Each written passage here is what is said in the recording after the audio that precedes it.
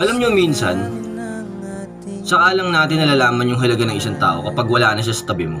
Masyado kang kampante na kahit na anong mangyari, nandyan lang siya. Hanggang sa hindi mo namamalayan, unti-unti mo na pala siyang natutulak papalayo. Tandaan mo na kahit gaano ka pang kamahal ng isang tao or kahit gaano pa kabaliw sa'yo yan, darating at darating ang panahon na mapapagod din yan. At kung kailan gusto mo nang makabawi, huli na pala ang lahat.